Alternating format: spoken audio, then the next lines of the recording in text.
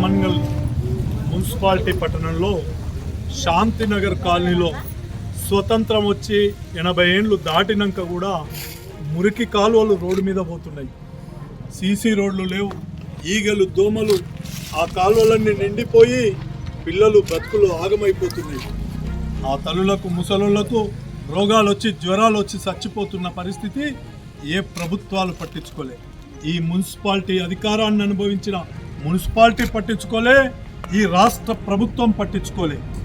అందుకనే ఈ కాలనీలో ఉన్న యువకులు, నాయకులు, మహిళలు, ముసలోళ్ళందరూ ఈ మోరి కాలువను సరిచేసి నల్లా నీళ్లకు పైపు లైన్ వేసి ఈ రోడ్డును సీసీ రోడ్డు చేయమని ప్రాధేయపడిర్రు.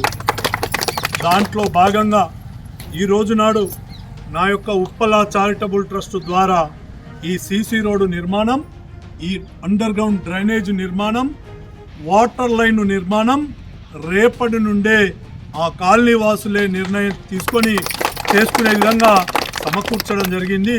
ఈ కార్యక్రమం కేవలం పేదవాళ్లకు అంకితమవుతుంది.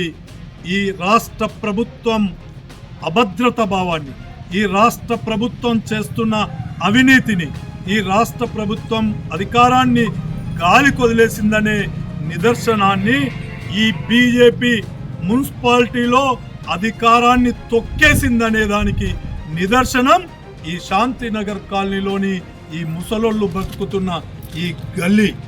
ఈ గల్లీని ఆ ముసలోళ్ళే బాగు చేసుకుంటారనే దానికి వీళ్లకు నాంది పలుకుతున్నారు. వీళ్ళ యొక్క పతనానికి నాంది ఈ యొక్క అభివృద్ధి అని కూడా ఈరోజు ఆమన్గల్ పట్టణంలో ముందుకెళ్తుంది టిఆర్ఎస్ పార్టీ. వచ్చే మున్సిపాలిటీలో కారు స్పీడుని ఈ మున్సిపాలిటీలో ఎవడు తట్టుకోలేడని చెప్పి కూడా తెలియజేస్తున్నాం. అధికారంలో ఉన్న కాంగ్రెస్ ఖతమైపోయింది. బీజేపీ మళ్ళా అధికారానికి రాదు, వచ్చినా ఏమి చెయ్యదు. అది నగ్న సత్యంగా నిరూపణ అయ్యింది ఆమన్గల్ మున్సిపాలిటీలో. అందుకే కారు గుర్తు కేసీఆర్. దేవుడు మళ్ళీ రావాలి.